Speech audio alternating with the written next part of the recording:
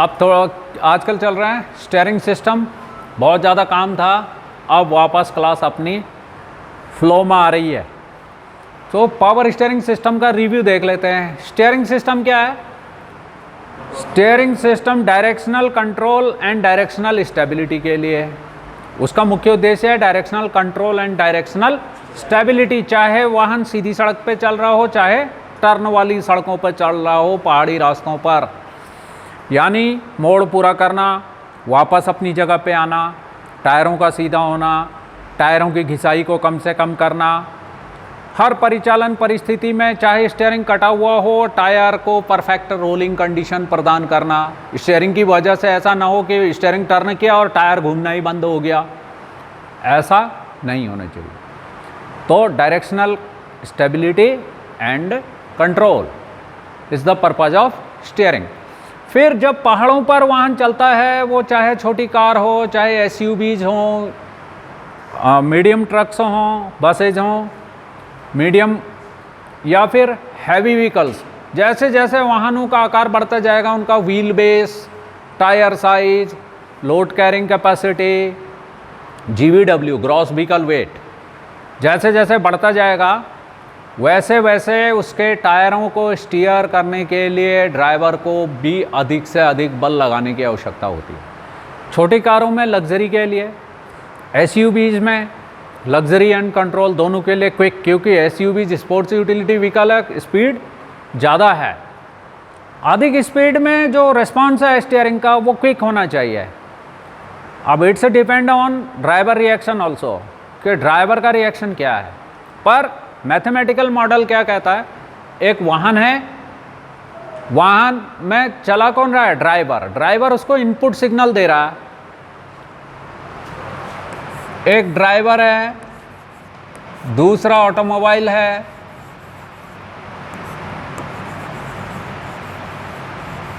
और तीसरा इसका रेस्पॉन्स है। ड्राइवर और ऑटोमोबाइल आपस में बात कर रहे हैं। ऑटोमोबाइल एक मशीन है, उसको ऑपरेट कर रहा है ड्राइवर। ड्राइवर को इसके इंस्ट्रक्शन का पालन करना है कि मैन्युफैक्चरर ने क्या इंस्ट्रक्शन दिए हुए हैं, इसको किस स्पीड में चलाना है, कैसे चलाना है, ये इसमें इसको पालन करना है।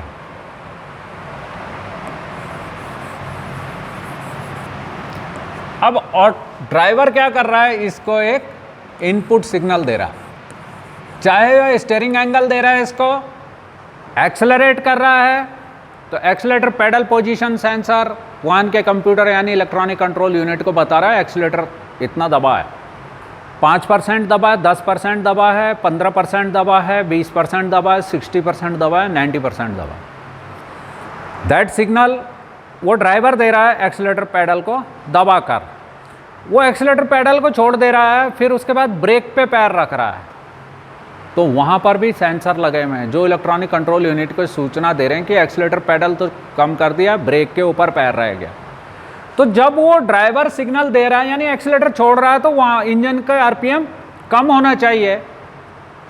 जब वो ब्रेकिंग कर रहा है तो वाहन की गति भी कम होनी चाहिए। किस तरह से ब्रेकिंग कर रहा है? हल्की ब्रेकिंग कर रहा है या पूरा जोर दे रहा है? हल्की ब्रेकिंग कर रहा है, स्पीड कम होगा, तेजी से दबा रहा है तो वाहन रुकेगा।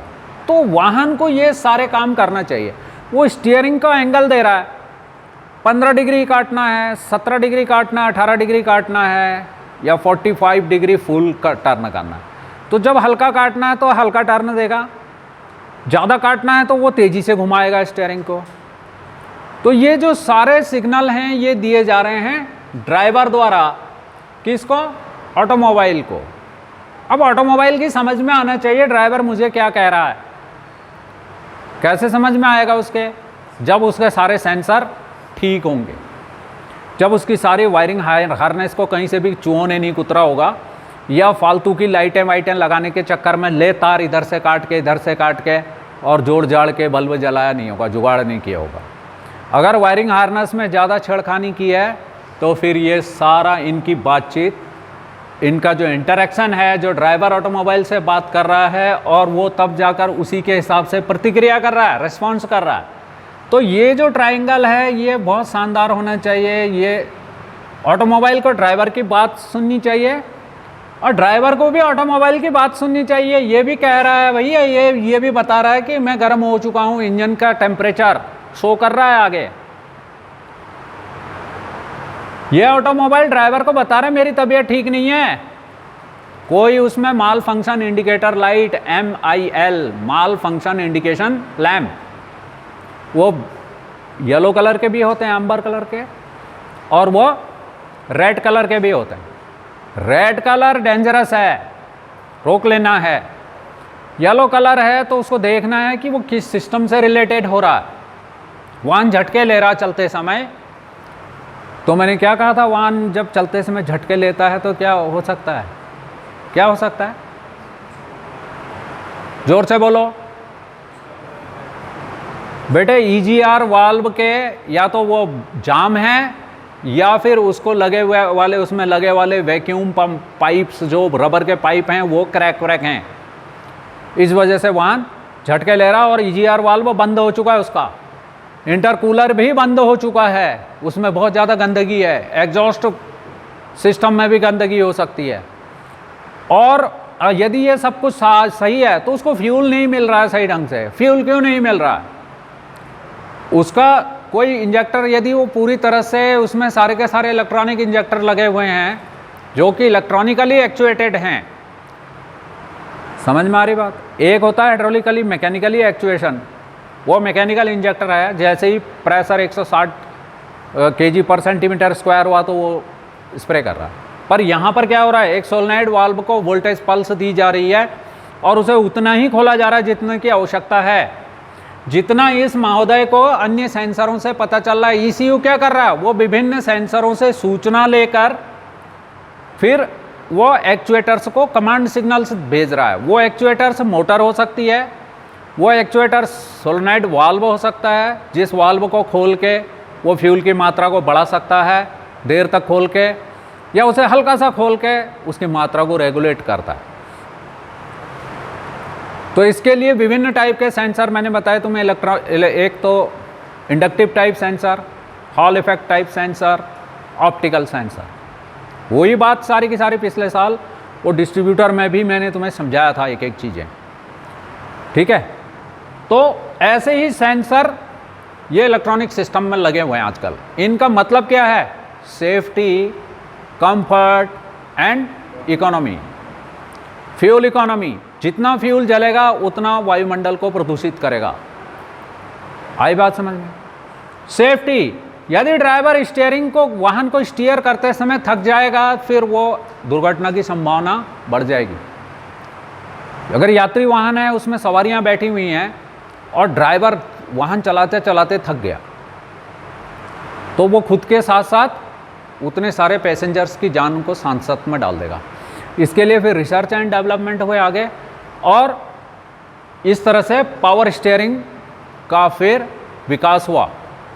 पावर स्टीयरिंग का मतलब है जो पावर ड्राइवर को लगाई जा रही है, ड्राइवर द्वारा लगाई जा रही है, उस शक्ति को कम कर कर उसके स्थान पर यहाँ पर हाइड्रोलिक पावर को, हाइड्रोलिक प्रेशर को यूज किया गया। Hydraulic pressure, liquid can not be compressed, but उसको कंप्रेसिबल बनाया जाता है और उसे बहुत सारे मैकेनिकल कार्य किए जाते हैं। यही है विज्ञान का एप्लीकेशन, एप्लाइड साइंस। अंडरस्टैंड? तो जितने भी बड़े वाहन हैं उनमें लगभग सब ये हाइड्रोलिक पावर स्टीयरिंग लगता है। कैसा पावर स्टीयरिंग? हाइड्रोलिक। हाइड्रोलिक ये फ्लूइड है जो कि 5W या 10W रेटिंग का है, जो हर परिचालन परिस्थिति में चलता है, जो जमता नहीं है, क्योंकि टेम्परेचर के साथ साथ विस्कोसिटी में अंतर आता है और यह वायुमंडल के ऊपर डिपेंड करता है। और जैसे जैसे विस्कोसिटी बढ़ती जाएगी तेल गाढ़ा होता जाएगा। अब गाढ़ा तेल हो जाएगा तो छोटे छोटे होल से नहीं निकल पाएगा। अब इस हाइड्रोलिक पावर स्टीयरिंग पर बहुत सारी बातें पहले हो चुकी हैं। जो मुख्य इसका कार्य है, कार्य करने वाला जो है वो है ये रोटरी वाल्व।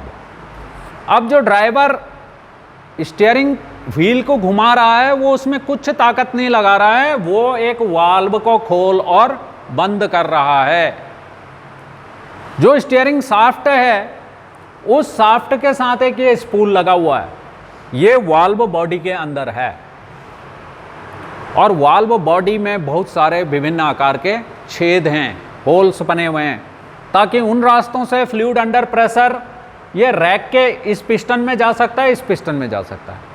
यदि वह recirculating ball and nut type का है तो उसमें नट को धकेलने के लिए एक बार ऊपर से नीचे की तरफ धकेलने के लिए एक होल है जो कि फ्लूइड प्रेशर से उस नट को नीचे की तरफ धकेल दे रहा है और दूसरी बार नीचे से ऊपर की तरफ को धकेल दे रहा है। नट उस वर्म में ऊपर नीचे चल रहा है और नट और वर्म के बीच में फ्रिक्शन ना हो इसके लिए स्टील की छोटी छोटी बॉल्स डाली हुई हैं। जो स्टील की बॉल्स डाली हुई हैं उसका मुख्य उद्देश्य क्या है? फ्रिक्शन को, नट और वर्म के बीच के फ्रिक्शन को कम करना। फ्रिक्शन कर रहा है मतलब वो एक प्रतिक्रिया बल लगा रहा है। फ्रिक्शन क्या है? एक अणु दूसरे अणु में घुसने की कोशिश कर रहा है, एक पदार्थ के अणु दूसरे पदार्थ के अणु में घुसने की कोशिश कर रहे हैं, जिस वजह से वो एक प्रतिरोध उत्पन्न कर रहे हैं। तो वर्म के ऊपर जब नट चलेगा तो वो भी आपस में फ्रिक्शन करेंगे, रुकेंगे। फ्रिक्शन का क्या है? वो रोकता है, विपरीत बल, विपरीत दिशा में बल लग रहा है। तो उसको कम करने के लिए उसमें छोटी छोटी बॉल डाली हुई हैं, जैसे जो बॉल बेयरिंग में यूज होती हैं, ताकि उनके बीच में फ्रिक्शन ना हो। और रैक एंड पिनियन तो वेरी गुड, उसमें एक पिनियन है जो रैक को चला रहा है। जब पिनियन घूमता है तो रैक उसके टू एंड फ्रो मोशन कर रही है इस तरह से। और इन कोनों में टाई रॉडें लगी हुई हैं जो स्टीयरिंग नक्कल को एक बार ऐसे धकेल दे रही तो टायर यूं कट जा रहा है, ये धकेल रही है तो ये वाली खींच रही है, इसलिए एक ऐसे हो रहा है तो दूसरा ऐसे हो जा रहा है, बाद में इस तरह का इनको एक्शन मिल जा रहा है। तो ये सब ड्राइवर के द्वारा किया जा रहा था, पिनियन को चलाया जा रहा था। अब देख रहे हैं ड्राइवर भी थक रहा है, बूढ़े लोग भी गाड़ी चला रहे हैं, उनका आईसाइट भी कम हो जाती है, शरीर में ताकत भी कम हो जाती है, ब्लड प्रेशर भी कम हो जाता है या ज़्यादा फ्लक्चुएट करता है, एकदम से निर्णय नहीं ले पाते हैं। तो ऐसे स्थितियों में भी ड्राइवर ड्राइविंग को कंफर्टेबल बनाने के लिए और सेफ बनाने के लिए इस तरह से पावर स्टीयरिंग का प्रयोग होगा। ये जो वाल्व स्पूल है यह स्टीयरिंग की जो मेन रॉड है उसके द्वारा एक्चुएट हो रहा है। जब स्टीयरिंग को टर्न किया जा रहा है तो ये वाल्व का जो स्पूल है ये घूम रहा। अब ये वाल्व बॉडी में देखोगे ये इस जगह पर, इस जगह पर, इस जगह पर, इस जगह पर, और ये होल है। ये पंप से आया फ्लूइड अंडर प्रेशर और इस रास्ते से ये लेफ्ट साइड की तरफ गया, इधर से ये राइट साइड की तरफ गया। हाइड्रोलिक्स जहाँ पर भी यूज की जा रही है, जहाँ पर भी फ्लूइड यूज हो रहा है अंडर प्रेशर, उसकी क्या क्या आवश्यकताएं हैं कि ये फ्लूइड लाइंस हमेशा कैलिब्रेटेड होनी चाहिए, यानी कि इनमें फ्लूइड भरा हुआ होना चाहिए। अगर नहीं होगा तो क्या होगा? नहीं होगा तो नहीं है, इसमें फ्लूइड नहीं डालता मैं, क्या होगा? जहाँ कुछ नहीं होता वहाँ क्या होती है? वहाँ वैक्यूम बनती है, जिस वजह से फिर हवा आ जाती है और फिर इसका रेस्पॉन्स में दिक्कत होगी। फ्लूइड के बीच में एयर बबल आएगा जो कि फ्लूइड के प्रवाह में बाधा उत्पन्न करेगा। इसीलिए ये 7 मेगापास्कल का, 7 मेगापास्कल मतलब 7000 किलो पास्कल, 7000 किलो पास्कल का इतना प्रेशर इसके अंदर बिल्टअप हो रहा है। वो कौन बना रहा है? पंप। पावर स्टीयरिंग का पंप इंजन से ड्राइव ले रहा है, हाइड्रोलिक पावर स्टीयरिंग का।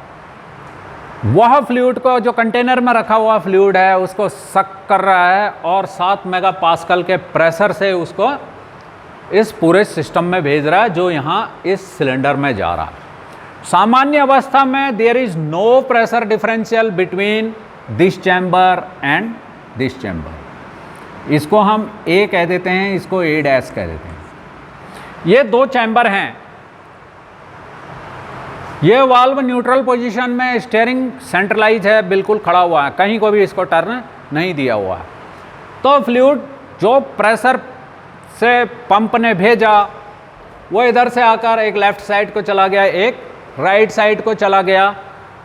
यहाँ पर प्रेशर डिफरेंशियल जीरो है, मतलब रिजल्टेंट फोर्स जीरो है। जो फोर्स यहाँ से लगा उतना ही फोर्स यहाँ से लगा, ये संतुलित अवस्था में आ गया। यहाँ पर है ये सेंट्रलाइज है स्टीयरिंग, और यहाँ पर सारे बल शून्य है। कोई वस्तु संतुलन में कब रहती है? जब उस पर लगने वाले सभी बलों का जो रिजल्टेंट फोर्स है वह ज़ीरो होता है, तभी वो संतुलित होती है। यहाँ पर net resultant force is zero, इसका प्रेशर बराबर इसका प्रेशर, दोनों प्रेशर बराबर हैं। पर इस पंप तो चल रहा है, इंजन स्टार्ट होगा तो पावर स्टीयरिंग का पंप चलना शुरू करेगा।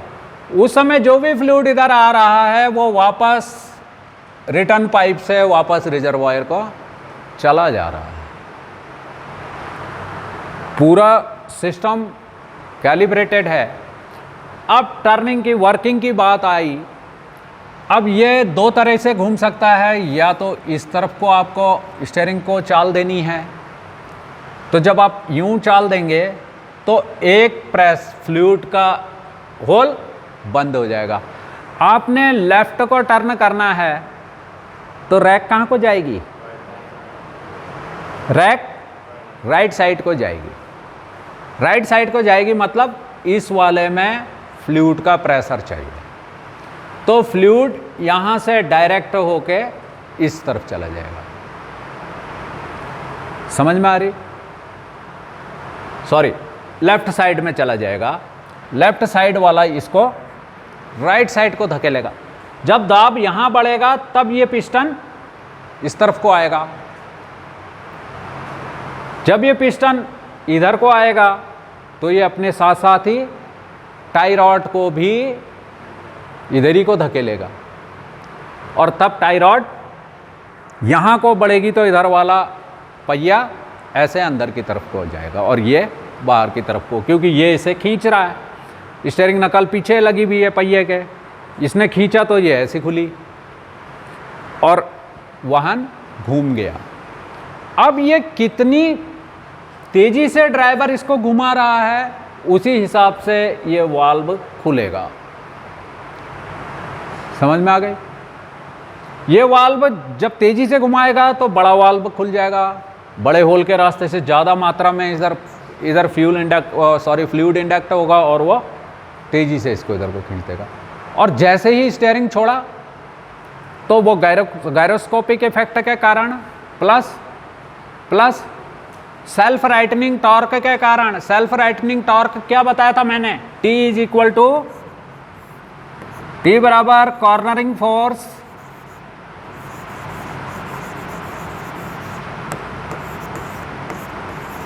और cornering force into pneumatic trail. यह न्यूमेटिक ट्रेल क्या है? देखना नहीं बेटा, घर जाके पढ़ना नहीं। और मैं एक ही चीज़ को बार बार नहीं बताऊंगा, इसमें पहले भी वीडियो बनाया कि न्यूमेटिक ट्रेल होती क्या है। जो साइड थ्रस्ट लग रहा और कॉर्नरिंग फोर्स है, दोनों की दिशा एक समान नहीं है, वो नीचे ऊपर है। इनके बीच में जो दूरी है that is called pneumatic trail. So जो सेल्फ राइटनिंग टॉर्क के कारण ये स्टीयरिंग में एक प्रवृत्ति पैदा हुई, ये अपने आप ही वापस आ जाता है, सेल्फ सेंटर हो जाता है। Plus camber, KPI, SAI, castor, ये सब क्या कर रहे हैं?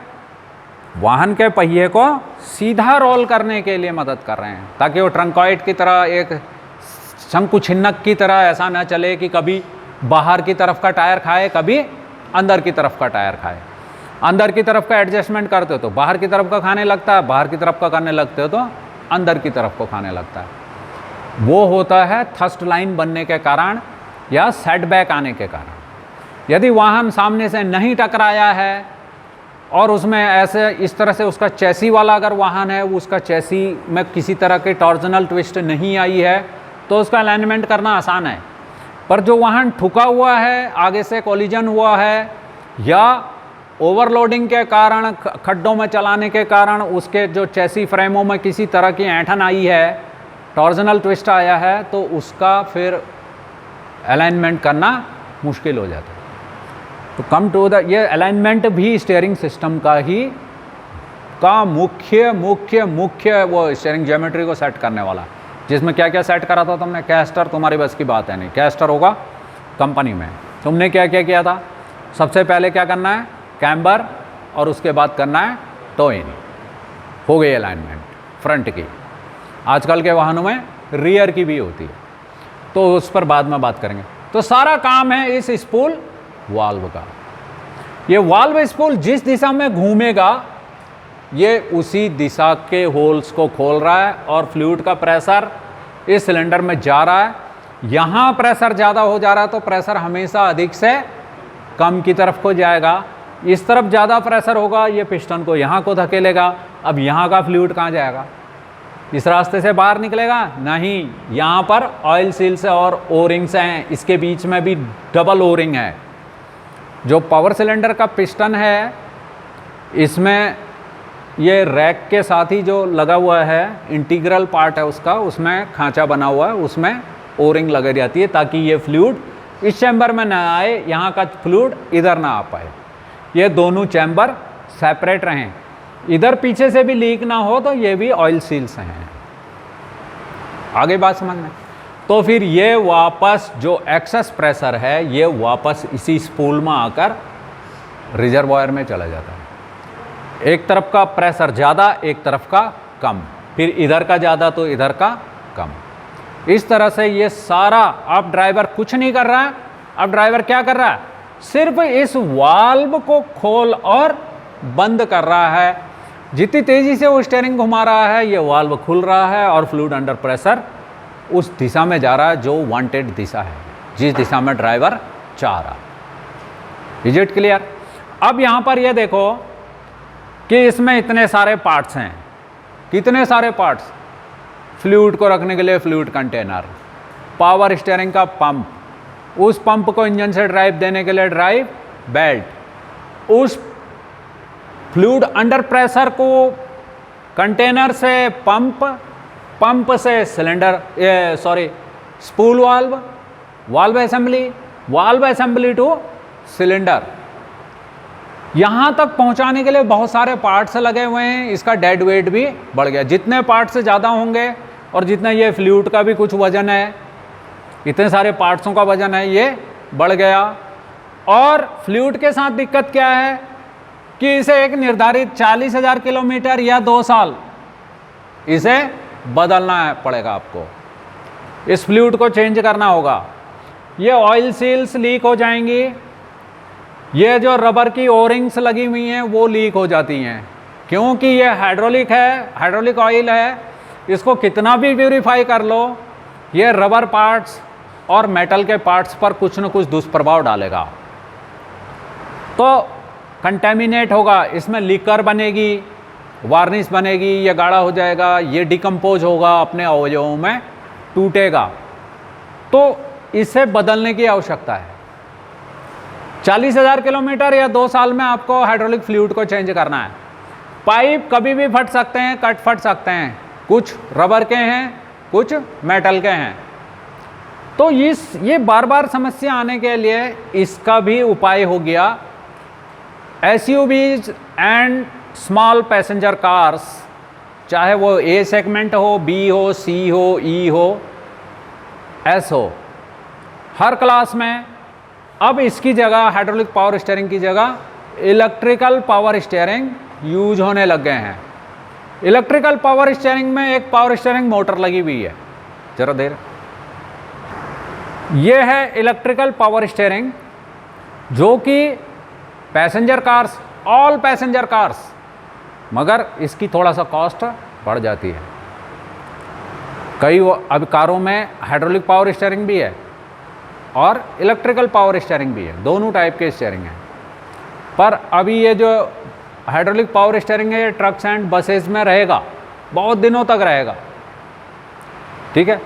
इलेक्ट्रिकल पावर स्टीयरिंग ये कारों में यूज होने लग गया, कार और एसयूवी में। कारण क्या है कि इतने सारे पार्ट्स तो कम हो गए, बहुत सारे पार्ट कम हो गए, इंजन की पावर लॉस खत्म हो गई। जब इंजन का जो पंप है, पावर स्टीयरिंग का पंप, वो ऊर्जा ले कहाँ से रहा, चलने की शक्ति कहाँ से ले रहा है, इंजन से ले रहा, तो इंजन की पावर लॉस हो रही है। उस पावर लॉसेस को बचाने के लिए, डेड वेट को कम करने के लिए, क्विक रिस्पॉन्स के लिए, रिस्पॉन्स मैंने अभी क्या बोला, एक ड्राइवर है, ये दूसरा ऑटोमोबाइल है जो आपस में बातचीत कर रहे हैं। ड्राइवर जो उसको इनपुट सिग्नल दे रहा है, स्टीयरिंग को राइट टर्न कर रहा है या लेफ्ट टर्न कर रहा है, ब्रेकिंग कर रहा है, एक्सेलरेशन कर रहा है, वो क्या कर रहा है, इनपुट सिग्नल दे रहा है ऑटोमोबाइल को, और ऑटोमोबाइल क्या कर रहा है, रिस्पॉन्स। जो ड्राइवर चाह रहा है वही होना चाहिए, तो क्या होगा, सेफ्टी, कंफर्ट एंड इकोनॉमी, बढ़िया चलेगा सब कुछ। यदि ड्राइवर ने इनपुट दिया, ऑटोमोबाइल की समझ में नहीं आया और उसने कुछ और ही रिस्पॉन्स दिया, इसका कारण होगा मिसिंग होगी, फ्यूल इकोनॉमी में कमी आएगी, वाहन झटके लेगा, दुर्घटना भी हो सकती है और कुछ भी हो सकता है। इसको दूर करने के लिए ड्राइवर की शक्ति भी नहीं लगेगी, इंजन की पावर लॉस भी नहीं हो रही है, इसकी जगह कर दिया विद्युत ऊर्जा का प्रयोग, और ये है इसमें लगी हुई इलेक्ट्रिक मोटर। ये वो मोटर है जो दोनों तरफ चल सकती है, लेफ्ट को भी और राइट को भी। ये क्लॉकवाइज भी चल सकती है और ये एंटी क्लॉकवाइज भी चल सकती है। इसको ऐसा करने के लिए यहाँ पर एक ये कंट्रोलर लगा हुआ है, इसे खोलेंगे फिर इसको बताएंगे। तो इसमें पार्ट्स बहुत सारे कम हो गए। एक ये मोटर है, ये तभी चलेगी जब हम स्टीयरिंग को टर्न देंगे। जब हम स्टीयरिंग को टर्न दे रहे हैं तो इस रॉड के साथ यहाँ ये सेंसर लगे हुए हैं। इस सेंसर को जो कुछ मिल रहा है यहाँ से सिग्नल, ये इसको वोल्टेज सिग्नल में कन्वर्ट करके इस इलेक्ट्रॉनिक कंट्रोल यूनिट को दे रहा है, और ये इलेक्ट्रॉनिक कंट्रोल यूनिट यहाँ से फिर इस मोटर को करंट की सप्लाई कर रही है। करंट कंट्रोलर इसके अंदर लगी हुई है, माइक्रो कंट्रोलर या आईसी। यह माइक्रो प्रोसेसर है, बहुत तेजी से। कंप्यूटर क्या है, एक माइक्रो प्रोसेसर है जिसमें पहले से ही प्री प्रोग्राम्ड डाटा भरा हुआ है कि ड्राइवर कितना टर्न कर रहा है, ये उसे टर्न सेंसर से पता चल रहा है कि ये राइट टर्न कर रहा है या लेफ्ट टर्न कर रहा है। जो भी यहाँ से इसको टर्न करने से, चाहे हॉल इफेक्ट सेंसर है, चाहे वो ऑप्टिकल सेंसर है, वो बता रहा है, वो एक वोल्टेज सिग्नल जनरेट कर रहा है, और उसी के आधार पर इस मोटर को इसका कंट्रोलर करंट के कमांड दे रहा है। तो इसमें दो सेंसर हैं, एक टॉर्क सेंसर है और दूसरा है टर्न सेंसर। टर्न सेंसर ये बता रहा है कि ये दाहिने को घूम रहा है या बाएं को घुमाया जा रहा है। टॉर्क सेंसर ये बता रहा है कि कितनी तेजी से घुमा रहा है ड्राइवर इसको। ये तेजी से घुमा रहा है तो फुल लॉक आ गया, और यदि वो लेफ्ट टर्न कर रहा है बड़ी तेजी से तो इसका मतलब है कि वो राउंड अबाउट है या फिर हेयर पिन बैंड है, और उसी हिसाब से इसको मोटर को करंट की सप्लाई हो रही है, और ये मोटर तेजी से चल रही है, कभी धीरे चल रही है।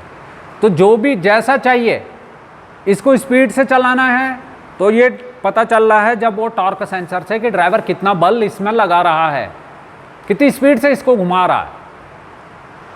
समझ में आ रही बात? तो जो भी सिग्नल जनरेट हो रहा है वो ये सेंसर इस कंट्रोलर को बता रहे हैं, कंट्रोल यूनिट को बता रहे हैं। यहाँ जो चिप लगी हुई है, इतनी देर में वो फटाफट गणना कर ले रहा है, और गणना करने के बाद वो इसको उतनी ही मात्रा में करंट को दे रहा है। जब नहीं देना है, जब सीधे रोड पे चलना है तो नो पावर लॉस। जब टर्न कर रहे हैं तभी मोटर चल रही है, और जब टर्न नहीं कर रहे हैं तो मोटर बंद है। यदि किसी कारणवश इसमें बहुत सारी तारें लगी हुई हैं, कोई सिग्नल की तार है, एक ग्राउंड होगा, एक मेन है, एक अर्थ है, तो इन तारों में खराबी आ सकती है, ये कट फट सकते हैं, सिग्नल में प्रॉब्लम आ सकती है, सेंसर ख़राब हो सकता है, बैटरी तुम्हारी फॉल्टी है, उसमें बहुत ज़्यादा कोरोजन लगा हुआ है, बैटरी की मेंटेनेंस सही नहीं है, इसको प्रॉपर जितना करंट मिलना चाहिए उतना नहीं मिल रहा है। इस वजह से ये कई कारण हो सकते हैं जिसकी वजह से ये इलेक्ट्रिकल पावर स्टीयरिंग फेल हो सकता है। तो ऐसी स्थिति में ये मैनुअली भी चलता है। हाँ, थोड़ा सा ताकत इसमें ज़्यादा लगानी पड़ेगी। अब जब हम भी इसे दाहिने बाएं टर्न कर रहे हैं, दाएं टर्न कर रहे हैं, बाएं टर्न कर रहे हैं, तो हो क्या रहा है, इसके अंदर जो पिनियन है वो इस रैक को चला रही है, और ये साइड में ये रैक की जो रेयर एंड में या फ्रंट एंड में दोनों तरफ ये जो लगे हुए हैं ये हैं टाई रॉड, और ये बॉल जॉइंट के साथ लगे रहते हैं स्टीयरिंग नकल में। और जैसे हम टर्न कर रहे हैं तो वो उसी हिसाब से ये टाई रॉड कभी इधर आ रही है, देखो मैं बाएं टर्न कर रहा हूँ तो टाई रॉड दाएं तरफ आ रही है, और यदि मैं इसको दाएं टर्न कर रहा हूँ तो वो टाई रॉड बाईं तरफ जा रही है। टाई रॉड क्योंकि रैक जा रही है, क्योंकि एक गियर जब क्लॉकवाइज चलेगा तो उससे ड्राइविंग गियर क्लॉकवाइज चल रहा है तो ड्रिवन गियर एंटी क्लॉकवाइज चलेगा। तो इस तरह से ये दिशा को बदली कर रहा है गियर, और हमारा काम हो जा रहा है। तो हाइड्रोलिक पावर स्टीयरिंग की जगह ये काफ़ी रिलायबल है, बहुत कम डिफेक्ट इसके अंदर हैं, ज़्यादा कोई मेंटेनेंस नहीं है, और फॉल्ट को ढूंढना भी आसान है। हर काम के लिए स्कैनर की ही आवश्यकता नहीं होती है, तुम्हारी आँखें सेंसर हैं, तुम्हारा दिमाग तुम्हारा कंप्यूटर है। तो उसी तरह से इस वाहन के जो हाथ पैर, जो आँखें हैं, हाथ पैर क्या हैं, एक्चुएटर हैं, कर्मेंद्रियाँ हैं ये जो एक्चुएट कर रही हैं। तो यहाँ इस मोटर को एक्चुएट करने के लिए क्या चाहिए, करंट चाहिए। मोटर को चलाने के लिए करंट चाहिए। तो करंट की मात्रा को कम ज़्यादा जितना करना है वो कितना चाहिए, वो दिमाग को बताने के लिए इसमें टॉर्क सेंसर लगा हुआ है। किस दिशा को चाहिए, लेफ्ट को चलाना है या राइट को चलाना है, उसके लिए टर्न सेंसर लगेगा। सेंसरों का काम है सेंस करना और उसकी सूचना दिमाग को बताना, यानी इलेक्ट्रॉनिक कंट्रोल यूनिट को बताना। और इलेक्ट्रॉनिक कंट्रोल यूनिट ने फटाफट अपने जो उसकी मेमोरी में डाटा फीड है, जो प्री प्रोग्राम्ड उसके अंदर मेमोरी है उसमें फीड है, उसके अनुसार फटाफट कैलकुलेट करके, मुझे बोलने में इतना टाइम लग रहा है मगर इसे करने में कोई टाइम नहीं लगता, विद इन माइक्रो सेकेंड ये डिसीजन ले लेता है, सारी कैलकुलेशन कर लेता है और हर तरह के इंटरप्रिटेशन कर लेता है, डाटा का विश्लेषण कर लेता है। So it's enough for the day, have a great day.